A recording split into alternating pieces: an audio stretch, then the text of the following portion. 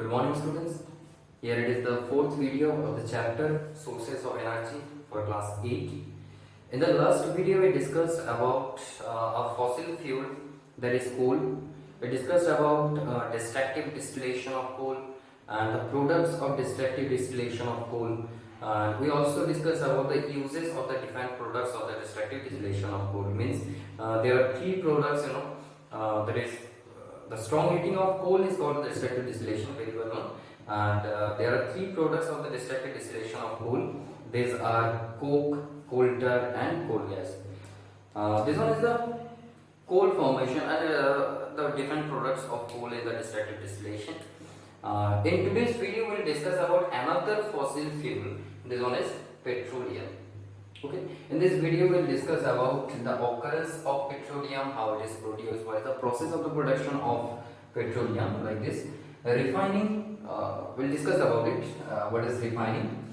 We also discuss about the petroleum products. Okay. We also discuss about the uses of different petroleum products. We also discussed about natural gas and the use of natural gas. So without wasting time, let me discuss this topic. The first topic is the petroleum. So first of all, there is petroleum. It is a fossil fuel. Okay, it is a fossil fuel. It is very well known to all of us that is petroleum cannot be produced again and again within a short time period. That's why it is a non-renewable sources of energy. So petroleum, it cannot be renewed again and again within a short time period. So this one is a non-renewable sources of energy. Clear? Now, next, the properties of petroleum. Very important. That is the properties of petroleum. You have to write this in your classwork copy. There is the properties of petroleum. The first property, that is, it is dark colored liquid. Okay. In generally at room temperature, the petroleum is liquid and it is a dark colored liquid. Second point, there is this one is viscous liquid, means it cannot flow much more. Okay, the petroleum cannot flow much more. And talking about petroleum, not only about petrol or kerosene. Don't compare this. The kerosene oil can move. So how you can say that petroleum is the viscous liquid? Don't think like this. Means we are discussing about petroleum. Petrol and petroleum, these are quite different. We'll discuss about it in details. Okay, it will be clear. So remember, these are the properties of petroleum. First one, it is a dark colored liquid. Number two, there is this one is a viscous liquid. Number three, it is a foul smelling liquid. This one is F. Okay, it is a foul smelling liquid, means its smell is not much more better. It is quite pungent smell, you can say. Okay, means unpleasant smell, you can say. Okay, so these are the properties of petroleum. I repeat, dark colored liquid, it is a viscous liquid, it is a foul smelling liquid. Remember, due to these properties of petroleum, it is called as crude oil.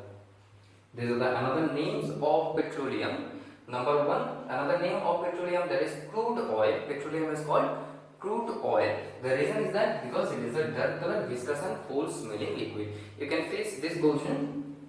You will face this question like why petroleum is called the crude oil. Okay, remember this one. The reason is that because petroleum is a dark colored, viscous and foul smelling liquid. Okay. This question is asked to you, that is why petroleum is known as crude oil. What will be your answer? Sir, petroleum is called crude oil because it is a dark colored, viscous and foul smelling liquid. Right. So you can write this question also. Why petroleum is called crude oil? Fine. You can write the answer. Petroleum is called crude oil because it is dark colored, viscous and foul smelling liquid. Next one. Another name of petroleum, there is also rock oil. Very important. Another name of petroleum is rock oil. To understand this, that is why petroleum is called rock oil, let us discuss from the name of petroleum. The name petroleum is taken from a Latin word that is Petra and oleum. If we combine them, we will get petroleum. Petra and oleum. Here the Petra means rock. Remember, Petra, this one is a Latin word. Petra means rock and oleum means oil. Okay. So petroleum, what it means? That is rock, oil. Petra plus oleum. Petra means rock, oleum means oil. So petroleum is rock, oil. Now first of all, the question is that why petroleum is known as a rock oil? Because it is found inside two impurous layer. Okay, impurous layers, or you can say imprevious rock, you can say, means those rocks which will not allow some substances to pass through it. Okay, these are the hard rocks. Okay. Impervious.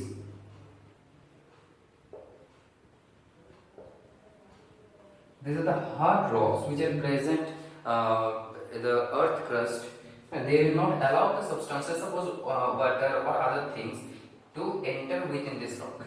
Okay. Suppose two impervious rocks are present. Okay. In between them, saline water is present. Saline water is present. Okay. Just above the saline water,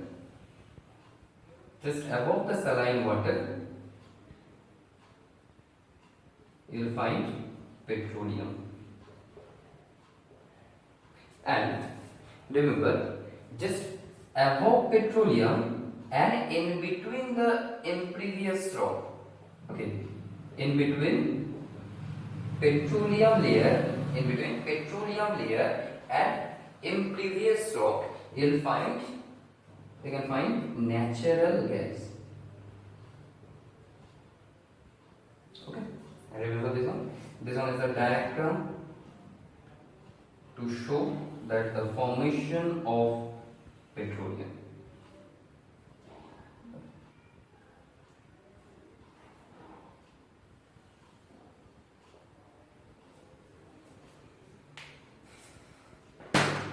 So draw this.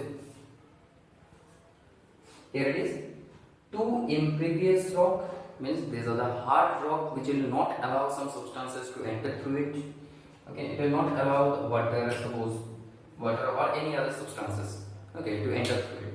But if animals or you can say human beings, if these are trapped, means the dead animals, okay, human beings you can say, if they are trapped in between, two impervious rock, then it will be converted into petroleum by the action of the pressure and heat of the earth core by millions of years. This types of fossil fuel is called petroleum. Okay? तो बच्चों अच्छे से समझो कि अगर कभी ऐसा होता है दो इम्प्रीवियस रॉक है, तो बच्चों इम्प्रीवियस रॉक क्या होते हैं? कुछ हार्ड ऐसा कुछ रॉक्स जो जिसके थ्रू में किसी चीज का पास करना कंपैरेटिवली बहुत ज्यादा डिफिकल्ट है. ठीक है, मतलब कंपैरेटिवली डिफिकल्ट है, मतलब ऐसा कुछ हार्ड रॉक का लेयर. ठीक है, ये एक रॉक लेयर है, ये एक रॉक लेयर है. ठीक है, इन दोनों के बीच में आप इधर से अंदर नहीं जा सकते. ठीक है, मतलब इजीली कोई पार्टिकल नहीं जा सकता. ओके, इजीली कोई चीज नहीं जा सकता. अब इम्पीरियस रॉक हार्ड लेयर हो गया. अब इन दोनों के बीच में अगर कोई डेड एनिमल यहाँ पे क्या हो जाए, ट्रैप्ड हो जाए. Okay, what I am saying, trapped हो जाए, तो फिर क्या हो जाएगा, वो by the action of heat and pressure of the earth by millions of years, by period of millions of year, वो किस में कन्वर्ट हो जाएगा, वो पेट्रोलियम में कन्वर्ट हो जाएगा. तो बच्चों हमें पेट्रोलियम कहाँ पे मिलता है कि अर्थ क्रस्ट में 500 to 2000 मीटर के बीच में मिल जाता है. ठीक है, petroleum in generally 500 metre to 2000 metre के बीच में मिल जाता है। तो इन जनरल हम लोग देखते हैं कि दो ऐसे हार्ड रॉक लेयर के बीच में क्या होते हैं। पहले यहाँ पे नीचे वाला जो प्रीवियस रॉक है, इसके ऊपर आपको क्या मिलेगा, saline water, means the salty water, you can say water which contain the salt and minerals. Okay, तो अब क्या है, ये सलाइन वाटर रहेगा। अब सलाइन वाटर से पेट्रोलियम क्या होता है, पेट्रोलियम का जो डेंसिटी होते हैं वो पेट्रोलियम का डेंसिटी सलाइन वाटर से कम होते हैं। ओके, कम होने के लिए पेट्रोलियम क्या होगा, सलाइन वाटर के ऊपर रहेगा। ठीक है, याद रखेंगे कि जिस लिक्विड का डेंसिटी कम होता है वो ऊपर रहता है, और जिस लिक्विड का डेंसिटी ज्यादा होता है वो डूब जाता है, मतलब वो नीचे रहता है। ठीक है, अगर आप ऐसे करोगे, ग्लास लोगे, वाटर और हनी लोगे, ठीक है, वाटर और हनी लोगे, तो फिर कौन ज्यादा डेंस है, ऑब्वियसली हनी ज्यादा डेंस है। तो हनी क्या होगा, जैसे वाटर लिए उसके ऊपर हनी दे दी, तो हनी धीरे धीरे नीचे आ जाएगा, है ना। जो ऊपर रहेगा वो क्या है, कम डेंस्ड है। ठीक है, याद रखेंगे। तो density of petroleum is less than saline water, so it will flows on saline water.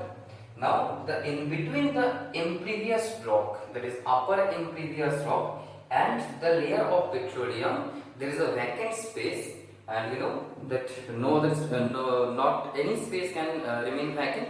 Okay, so in between these two layers, that is the layer of impervious rock and the petroleum layer, will found natural gas.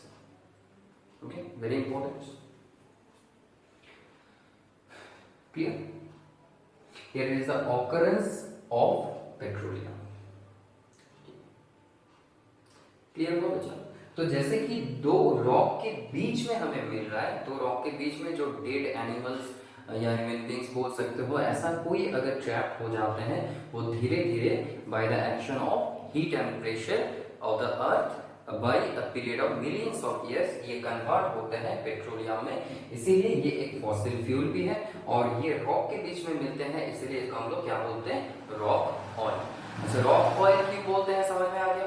क्योंकि petroleum का जो नाम है वो Latin word से लिया गया है, वो क्या है, पेट्राओलियम, जहाँ पे पेट्रा का मीनिंग होता है रॉक एंड ओलियम का मीनिंग होता है ऑयल। ठीक है, क्लियर हो गया? ओलियम का मीनिंग क्या है, ऑयल। एनी डाउट है? ठीक है, चलो समझते हैं नेक्स्ट पॉइंट को। तो जो ऑकरेंस ऑफ पेट्रोलियम क्लियर हो गया, हम लोग समझ गए ऑकरेंस ऑफ पेट्रोलियम। अब देखो पेट्रोलियम को हम लोग बाहर कैसे निकालेंगे, तो इन जनरली क्या करते हैं, हम लोग ड्रिल करते हैं। ठीक है, पेट्रोलियम निकालने के लिए क्या किया जाता है, ड्रिल किया जाता है। क्या किया जाएगा, देखो ये इम्प्रीवियस रॉक यहाँ पे ड्रिल किया जाएगा। ठीक है, यहाँ पे ड्रिल किया जाएगा। अगर ड्रिल करोगे तो यहाँ पे एक ऐसा होल जैसा बनेगा, है ना, यहाँ पे एक होल जैसा बनेगा। चलो होल बना देते हैं। देखो अब अगर होल बनेगा तो नेचुरल गैस जो पेट्रोलियम के ऊपर है वो बहुत ज्यादा प्रेशर में था। ठीक, नेचुरल गैस क्या था, इन दोनों के बीच में फंसा हुआ था, तो नेचुरल गैस बहुत ज्यादा प्रेशर में था। अगर प्रेशर आप कम कर दोगे, यहाँ पे होल बना दोगे, मतलब प्रेशर कम कर दोगे, जैसे कि कोल्ड ड्रिंक्स का बात करें अगर, है ना, कोल्ड ड्रिंक्स के अंदर क्या होता है, carbon dioxide gas high pressure में रहता है, तो उसका ढक्कन खोल देते हैं तो कार्बन डाइऑक्साइड गैस क्या कहते हैं, फ्रीज करके डिलीवर हो जाता है। तो वही बात है, तो ये जो नेचुरल गैस जो ट्रैप था वो नेचुरल गैस बाहर आ जाएगा। ठीक है, हम लोग क्या करेंगे, उस नेचुरल गैस को बदल लेंगे। ठीक है, बाद में यूज करना है उसको। अब ये जगह जब खाली होगा तब क्या होगा, ऊपर की तरफ एक अट्रैक्शन फोर्स आएगा। ठीक है, जैसे कि हम लोग स्ट्रॉ लिए और कोल्ड ड्रिंक्स में डाल दिए। ठीक है, स्ट्रॉ लिए कोल्ड ड्रिंक्स में डाल दिए और स्ट्रॉ को मुंह में लगा के अंदर की तरफ खींचे, ऐसे खींचे, तो क्या होगा, वो स्ट्रॉ के अंदर जो एयर था वो खाली हो गया। ठीक है, स्ट्रॉ के अंदर जो एयर था वो खाली हो गया, तो उसके बाद क्या होगा, जो कोल्ड ड्रिंक्स है वो धीरे धीरे स्ट्रॉ के ऊपर आता जाएगा। यही प्रोसेस है। यहाँ पे नेचुरल गैस पहले बाहर आ गया, अब उसके बाद हम लोग यहाँ पे पाइप लगा देंगे। पाइप लगाएंगे तो पेट्रोलियम क्या होगा, धीरे धीरे ऊपर आता जाएगा। ठीक है, जब भी प्रेशर डिक्रीज हो जाएगा, प्रेशर जब भी कम हो जाएगा, तब पेट्रोलियम धीरे धीरे ऊपर आता जाएगा। और ऐसे हम लोग पेट्रोलियम को क्या कर सकते हैं, ले सकते हैं, बाहर निकाल सकते हैं। So this one is the process by which we can gather petroleum from the earth core. Okay, तो अर्थ कोर से पेट्रोलियम को बाहर निकालने का ये प्रोसेस है। तो याद रखेंगे, ये बहुत इंपॉर्टेंट जगह है। ठीक है, इसको हम लोग ऑयल वेल्स बोलते हैं। ठीक है, क्या बोलते हैं? Oil wells. ठीक है, तो अगर आपको क्वेश्चन ऐसा पूछा जाए कि नेचुरल गैस कहाँ पे मिलता है, तो क्या बोलोगे?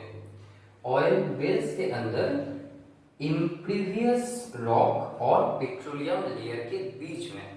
ओके, ठीक है, इन between the layer of petroleum and impervious rock. Impervious rock और पेट्रोलियम लेयर के बीच में मिलता है। ओके, ये इम्प्रीवियस रॉक क्या है? कि रॉक का, पत्थर का एक हार्ड लेयर। ठीक है, ऐसे सोचो कि पत्थर का एक रॉक का हार्ड लेयर है।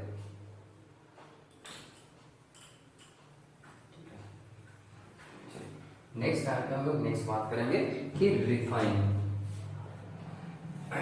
ठीक है, बहुत इंपॉर्टेंट है रिफाइनिंग।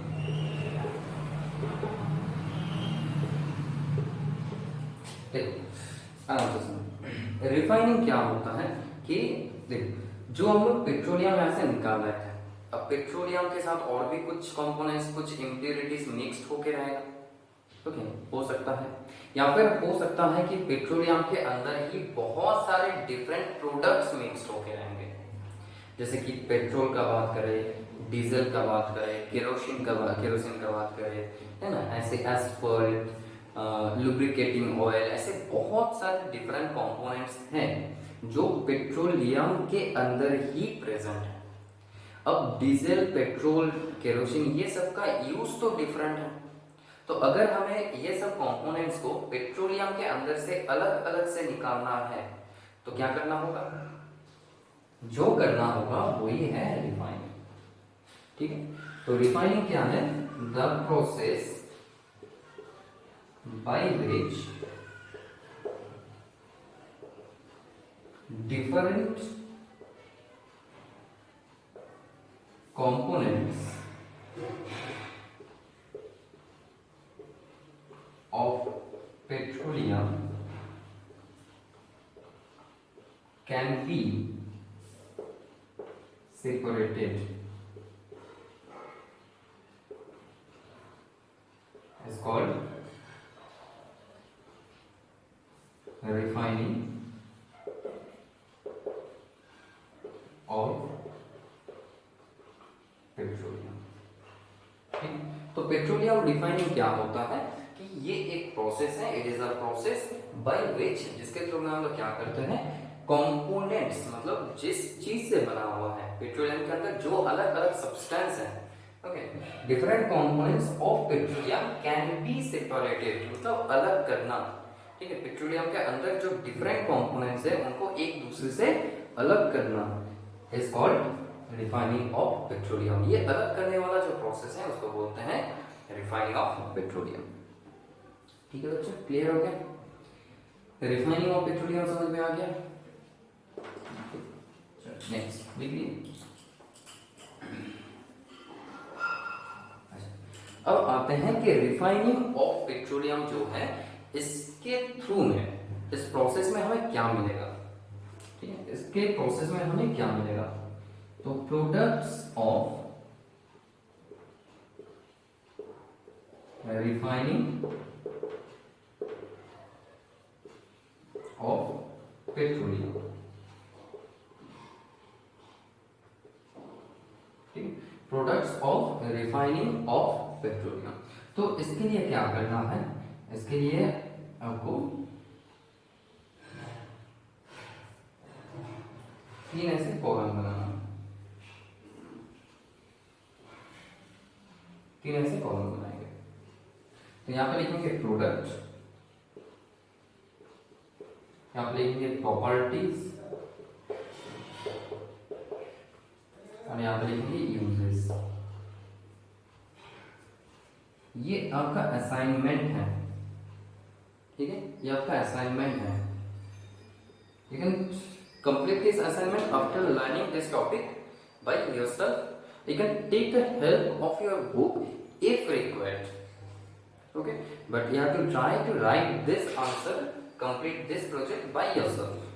Okay, मैं उतना ज़्यादा प्रेशर नहीं दे रहा हूँ, लेकिन आप कोशिश करना कि खुद से करो, मतलब खुद से क्या जाए कि आपको क्या करना है। A4 साइज का पेज लेना है, या फिर आपका अगर वो नहीं रहेगा तो कॉपी में किसी कॉपी का मिडिल पेज ले लो, निकालो और उसे में करो, ठीक है। खुद करोगे तो क्या होगा कि दूसरे को बोलने में भी अच्छा लगेगा, पता है हम खुद किए, मतलब होता है ना ऐसा। चलो, products of refining of petroleum. अच्छा, आते एक एक करके प्रोडक्ट में, टोटल हम लोग यहाँ पे 6 डिफरेंट प्रोडक्ट्स के बारे में पढ़ेंगे। तो फर्स्ट जो है रेसिडुअल ऑयल। अब रेसिडुअल ऑयल के बारे में हम लोग अपने बुक में ज्यादा कुछ नहीं करेंगे। रेसिडुअल ऑयल क्या है, ये देखो is the first product of the refining of petroleum. Petroleum को रिफाइन करेंगे तो हमें रेसिडुअल ऑयल मिलता है। अब रेसिडुअल ऑयल जो है ये 3 अलग अलग प्रोडक्ट का कॉम्बिनेशन है, ठीक है।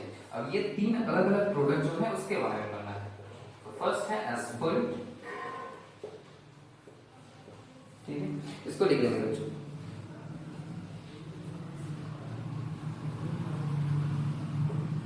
Paraffin lubricating oil,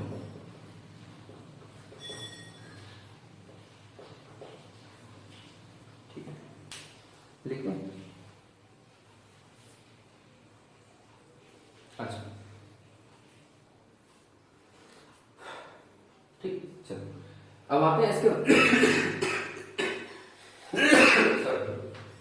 sorry. अच्छा देखो, एस्फल्ट जो है, एस्फल्ट क्या है, ये ब्लैक कलर का और स्टिकी सॉलिड टाइप का है, ब्लैक एंड स्टिकी होता है ये, ठीक, ब्लैक और स्टिकी होता है, ठीक।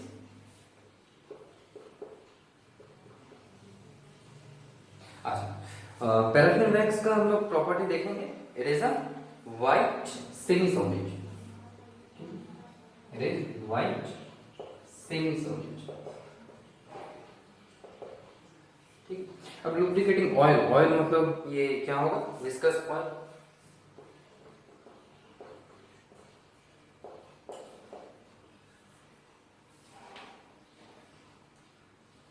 अच्छा, जिन लोगों का प्रॉपर्टीज बुक में नहीं दिया हुआ है वो अपने हिसाब से आप चेक करके भी देख सकते हो कि इसका प्रॉपर्टी क्या होना चाहिए। असाइनमेंट है तो थोड़ा सा मेहनत अपने से तो करोगे ना, ठीक है। चलो आते हैं, एस्फल्ट क्या है। एस्फल्ट एक ब्लैक एंड स्टिकी सॉलिड है। अब एस्फल्ट जो है ये रोड मेकिंग में यूज करते हैं, रोड मेकिंग। अच्छा, ये यूज करते हैं coating of poles, coating of electric poles. Electric pole के अंदर का जो कोटिंग होता है वो क्या होता है, वो एस्फल्ट देके बनाया जाता है, मतलब एस्फल्ट उसमें यूज किया जाता है, ठीक है। अब आते हैं पैराफिन वैक्स। ये आता है, मतलब इसके ऊपर क्वेश्चन किस टाइप का आएगा, क्वेश्चन ऐसा आएगा कि name the petroleum product which is used for making road. Okay, name the petroleum product which is black and sticky solid, तो इसलिए बोल दोगे कि एस्फल्ट, ओके। या फिर ऐसा क्वेश्चन पूछ दे कि name 3 petroleum products and right there uses, okay, तो इसमें लिख सकते हो ना, आप करोगे हो जाएगा।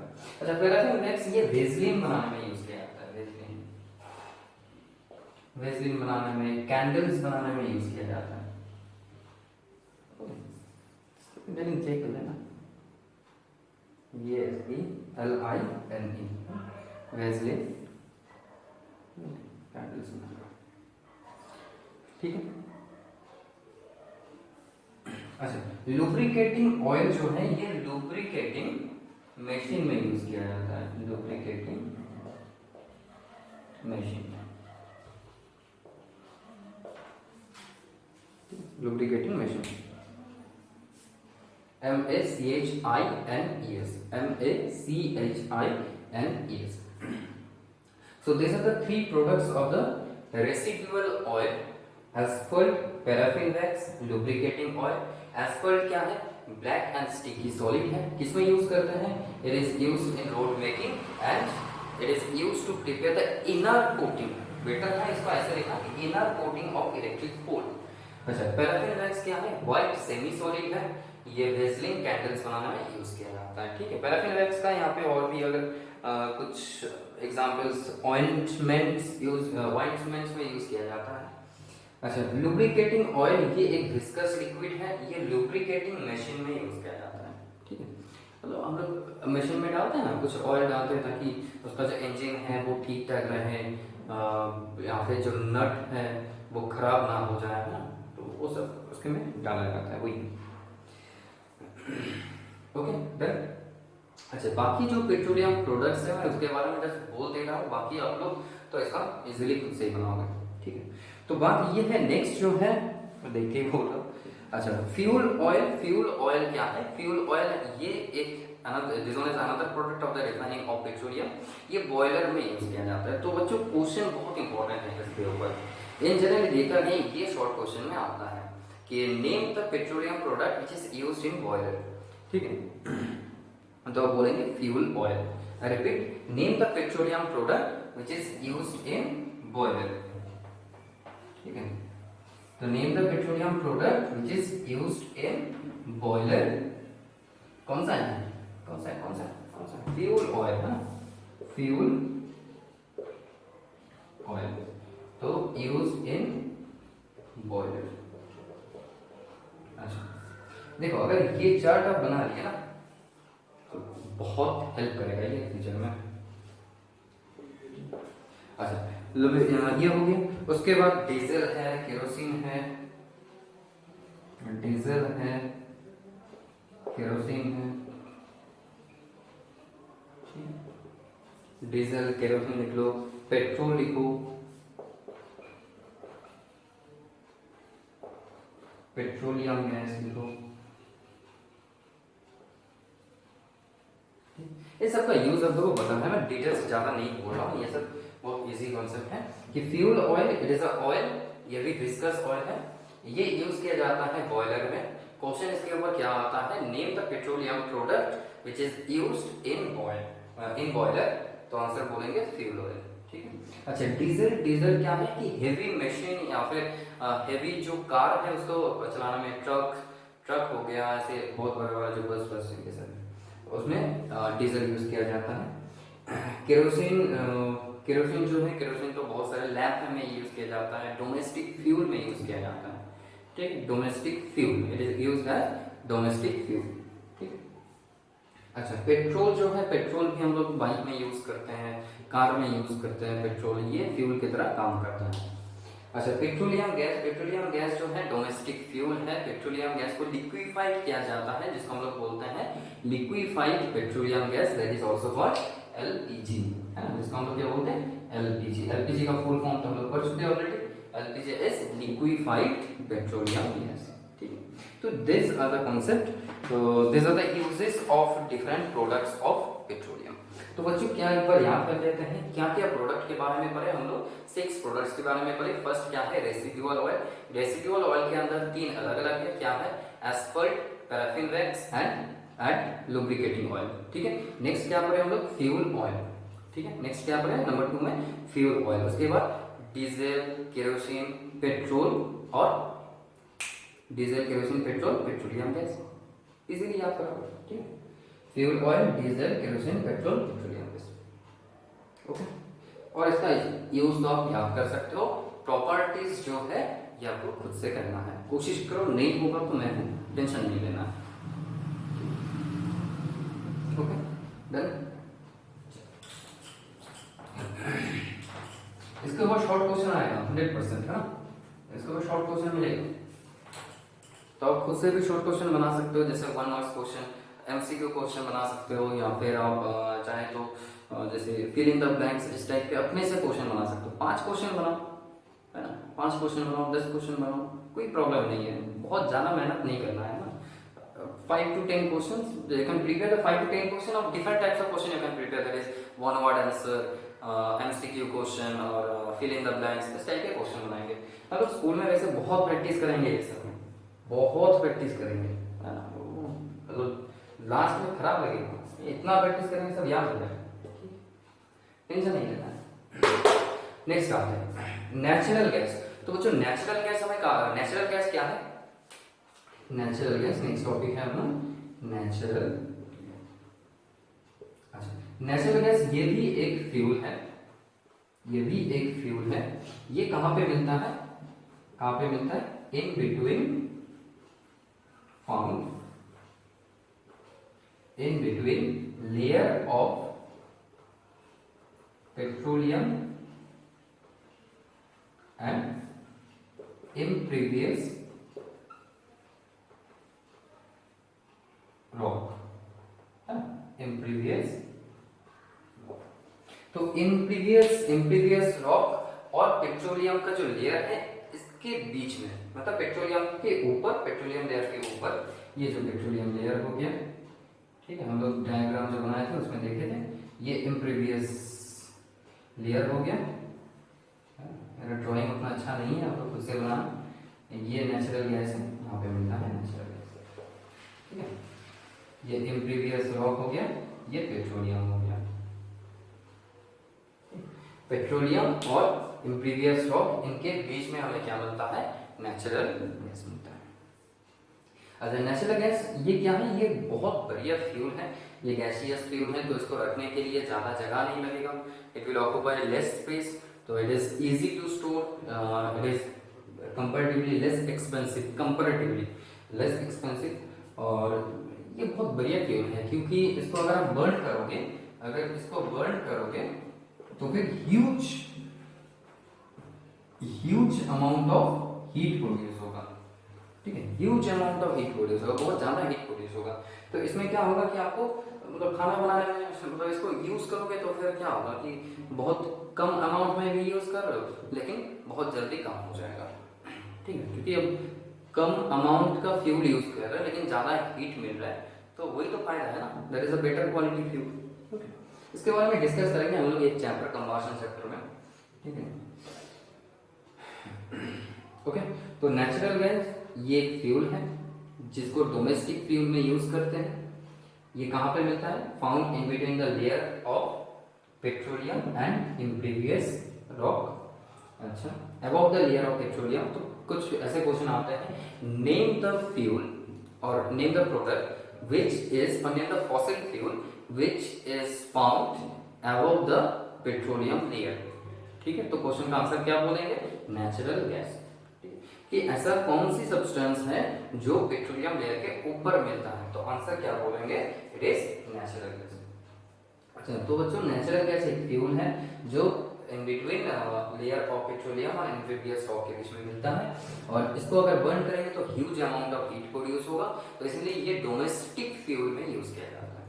It is used as the domestic fuel, ठीक है। तो यहाँ पे बोला है it burns readily and high calorific value. अच्छा, कैलोरीफिक वैल्यू क्या होता है कि 1 kg फ्यूल को बर्न करके जितना हीट मिलेगा। Okay, am I erasing this? लिखिए ना सर। अच्छा, देख लो कि कैलोरीफिक वैल्यू, ये जो वर्ड है कैलोरीफिक वैल्यू, ये हम लोग दूसरे चैप्टर में डिस्कस करेंगे, ज्यादा नहीं बोलना। Calorific value, the amount of, definition लिखा गया, the amount of heat produced in kilojoule. Kilojoule is a unit of heat. Unit of heat, जैसे लेंथ का यूनिट मीटर सेंटीमीटर होता है, वैसे हीट का यूनिट होता है किलोजूल या जूल, ठीक है। The amount of heat produced in kilojoule on burning 1 kg on complete burning, complete burning